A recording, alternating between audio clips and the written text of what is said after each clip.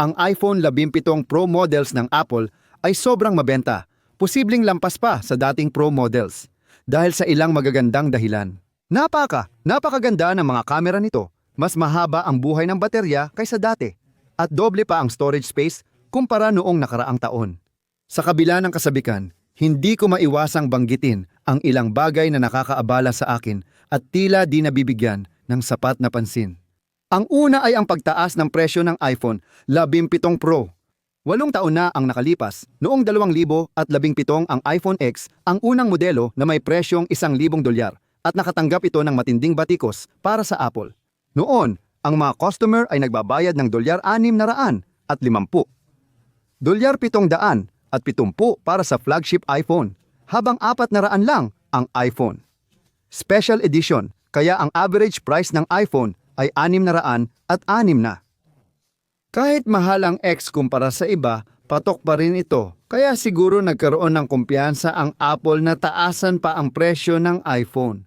Noong 2018, nagdagdag sila ng $100 sa XS Max. At noong 2022, tinaasan ang presyo ng iPhone Special Edition sa $430.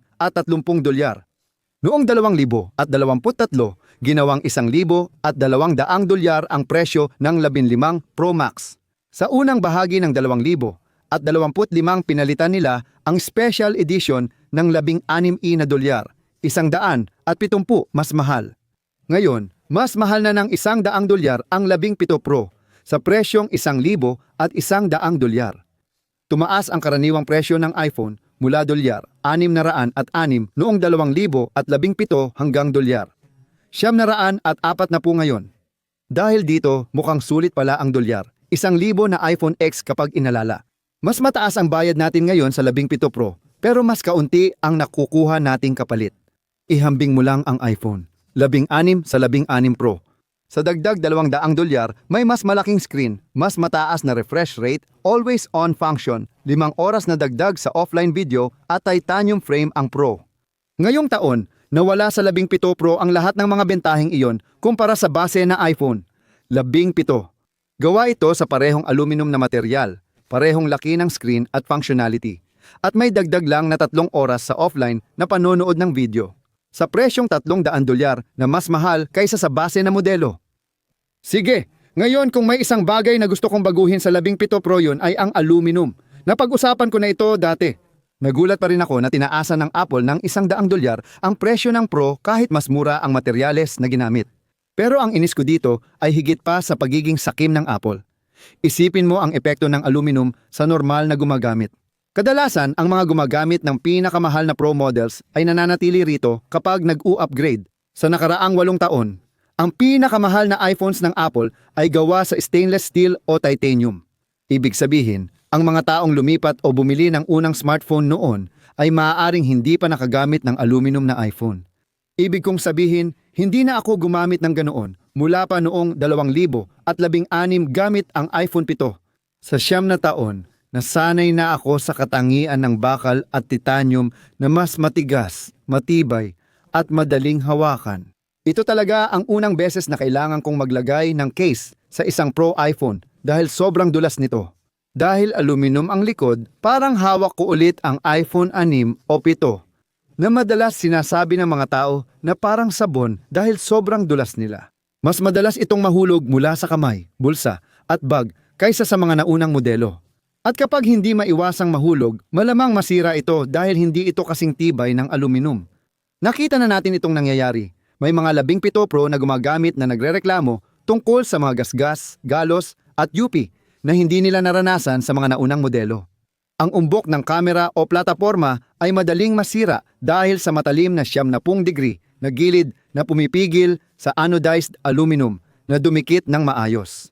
Isang problemang hindi pa naranasan ng mga iPhone noon dahil ang mga modernong umbok ng kamera ay gawa lang sa bakal o salamin.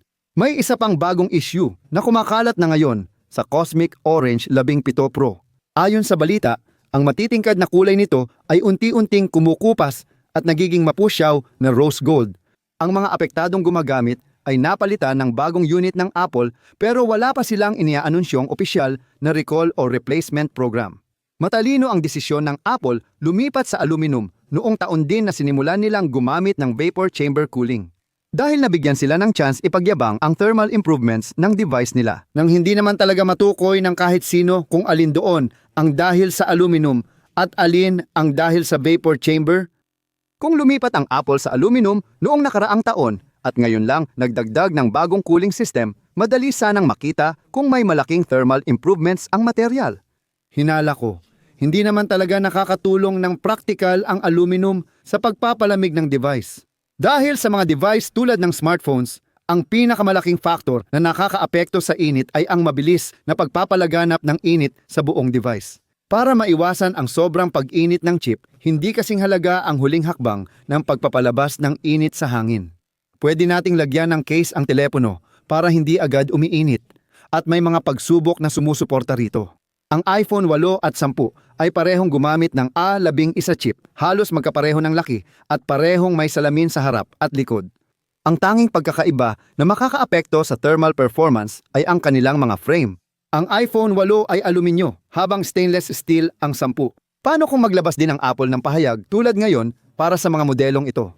Ang aluminyo ng iPhone 8 ay may 10x mas mahusay na thermal conductivity, ngunit hindi ito binanggit ng Apple. Malamang dahil hindi nila kailangang bigyang katwiran ang paggamit ng aluminyo sa base model ng iPhone. Pero mas mahalaga, siguro dahil halos wala rin namang naging pagkakaiba. Sa parehong graphic-intensive na gawain, umabot sa 45 degrees ang iPhone X at 44 degrees ang iPhone 8. Iyan ay 2% pagbuti. Nakakatawa kung i-advertise ng Apple na 10x mas maganda ang conductivity ng iPhone 8, pero halos walang pagkakaiba sa aktual na gamit ayon sa mga reviewer. Pero ulit, magagawa yon ng Apple sa 17 Pro dahil natatakpan ng vapor chamber ang epekto ng aluminum sa init. Ngayon, pag-usapan natin ang pinakakaraniwang reklamo tungkol sa 17 Pro, ang disenyo nito. Ang umbok ng kamera ay 80% mas malaki kaysa dati at sagabal sa paningin ng marami, lalo na't walang dagdag na lente o bagong gamit. Ang dahilan kung bakit ginawa ito ng Apple ay para magkaroon ng mas malaking espasyo para sa baterya. Okay lang sa akin iyon kasi inuuna ng Pro at Pro Max ang gamit kaysa itsura. Pero may problema ako sa paraan ng pagmamarket nila. Hindi na tinatawag ng Apple na camera bump ito. Ngayong taon, opisyal na itong tinawag na plato dahil karamihan ng ibabaw nito ay bakante, di tulad noong nakaraang taon na halos puno ng bahagi ng kamera. Okay lang sa akin na tawaging plato ito, pero gusto ni Apple makuha lahat ng gusto nila. Habang pinalalaki nila ang umbok ng kamera na halos di na ito umbok, hindi naman nila sinasama ang plato sa sukat ng telepono. Sa specs page ng 17 Pro, kapal lang na 875 mm ang nakalista at di ipinapakita ang likod ng device. Dahil kapag isinama ang plato, ang 17 Pro ay talagang 1,318 mm. Iyan ay dagdag na 50% na kapal na hindi binabanggit ng Apple kahit saan.